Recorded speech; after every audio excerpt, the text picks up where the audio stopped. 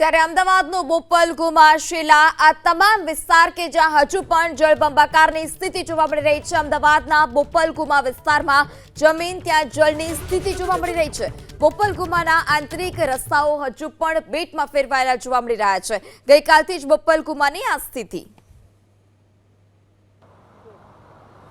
અમદાવાદમાં પડેલા ધોધમાર વરસાદમાં જનજીવન તો પ્રભાવિત થયું છે, પરંતુ બોપલ વિસ્તારમાં આવેલી આ માતુશ્રી મલ્ટી સ્પેશિયાલિસ્ટ જે આ હોસ્પિટલ છે કે જે 24/7 અહીંયા આગળ આ હોસ્પિટલ છે, ત્યાં પણ પાણી ભરાયા છે। આપ જોઈ રહ્યા છો અહીંયા આગળ આ મેડિકલ સ્ટોર છે કે જે પાણીમાં ગરકાવ જોવા મળી રહ્યો છે, અને અહીંયા જે મંદિરનું જે એન્ટ્રી છે ત્યાં પણ પાણી ભરાઈ ગયા છે। ખૂબ જ અહીંયા આગળ પાણી ભરાયા હોવાના કારણે દર્દીઓને પણ હાલાકી પડી રહી છે। સાહેબ, કેટલી મુશ્કેલી અહીંયા આગળ પડી રહી છે, કારણ કે 24 કલાક જ્યારે આ હોસ્પિટલ ચાલતી હોય ત્યાં આટલામાં જે 24 કલાક ચાલતી મલ્ટી સ્પેશિયાલિટી હોસ્પિટલ છે એમાંની આ એક હોસ્પિટલ છે, અને અહીંયા ઘણા આકસ્મિક દર્દીઓ આવતા હોય છે। અકસ્માત થયેલો હોય કે કોઈને બીજી કોઈ તકલીફ થઈ હોય એવા દર્દીઓ અહીંયા આવતા હોય છે। તો અત્યારે એમ્બ્યુલન્સ પણ આવી શકે એવી સ્થિતિમાં નથી અહીંયા।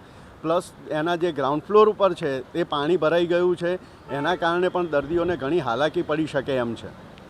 તો દર્દીઓને ભારે હાલાકીનો સામનો કરવો પડી રહ્યો છે, કારણ કે આ આખી જે હોસ્પિટલ છે કે જે પાણીમાં ગરકાવ જોવા મળી રહી છે।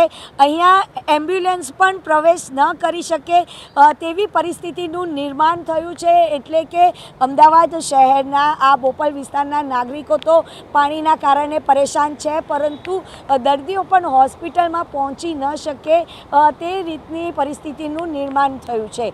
કેમેરામેન કૃણાલ ભાવસાર સાથે રાજલ બારોટ, એબીપી અસ્મિતા, અમદાવાદ। ત્યારે બોપલ ગુમા વિસ્તાર કે જ્યાં વરસાદી પાણીનો જમાવડો હજુ પણ યથાવત છે। ગઈકાલે પણ બોપલ ગુમાની આ જ પ્રકારની સ્થિતિ।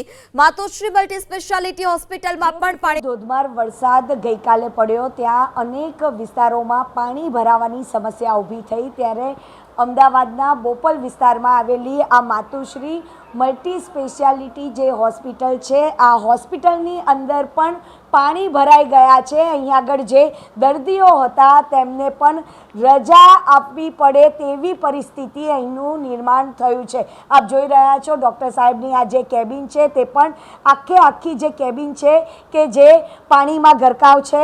આ જે રિસેપ્શન એરિયા છે ત્યાં પણ અહીંયા આગળ પાણી ભરાઈ ગયા છે, એટલે અહીંના ડૉક્ટર પણ અત્યારે મુશ્કેલીમાં મુકાયા છે। સાહેબ, આખી રાત અહીંયા આગળ રહેવું પડે તેવી પરિસ્થિતિનું નિર્માણ થયું છે। ખરેખર પરિસ્થિતિ બહુ ભયંકર છે। કાલનો વરસાદ જોતાં એવું લાગી રહ્યું છે કે આટલું બધું પાણી અપેક્ષાથી વધારે છે, અને અમારી પરિસ્થિતિ જોતાં અમારા જે પેશન્ટ હતા એ લોકોને રજા આપવી પડેલી છે। સર, કેટલા પેશન્ટ હતા? અમારે કાલે 4 પેશન્ટ એડમિટ હતા। એ લોકોને પછી પાણીની પરિસ્થિતિ અને વરસાદને જોતાં થોડું પાણી ભરાવાનું ચાલુ થયું, પછી એમની સેફટી માટે એમને ટ્રાન્સફર અથવા ઘરે જવાની સલાહ આપી દીધેલી છે। સાહેબ, આખું મેડિકલ સ્ટોર પણ પાણીમાં ગરકાવ જોવા મળી રહ્યો છે, આપ જોઈ રહ્યા છો। સાહેબ, કેટલી દવાઓનું પણ અહીંયા આગળ નુકસાન થયું છે? મેડમ, ઘણું બધું નુકસાન છે મેડમ। આ બધું અમે અમારી રીતે જેટલું બચે એટલું બચાવવાની ટ્રાય કરેલી છે। આ ઉપર મૂકેલું છે, બધું સેફટી માટે ટ્રાય કરી છે, પણ હવે કુદરતની માર છે, શું કરીએ। તો આપ જોઈ રહ્યા છો કે અહીંયા આગળ જે મેડિકલ સ્ટોર છે કે જ્યાં આગળ દવાઓ મૂકવામાં આવી છે ત્યાં પણ પાણી ભરાઈ ગયા છે।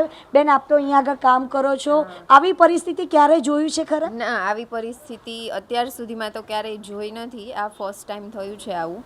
અને જોઈએ તો કે મલ્ટી સ્પેશિયાલિટી હોસ્પિટલ છે અમારી, તો પેશન્ટ્સ ગમે ત્યારે ઇમરજન્સીમાં આવતા હોય છે, હેન્ડલ કરવાના હોય, તો એટલે આટલું પાણી ભરાયું છે, તો હવે બહુ પરિસ્થિતિ બહુ ખરાબ છે અત્યારે।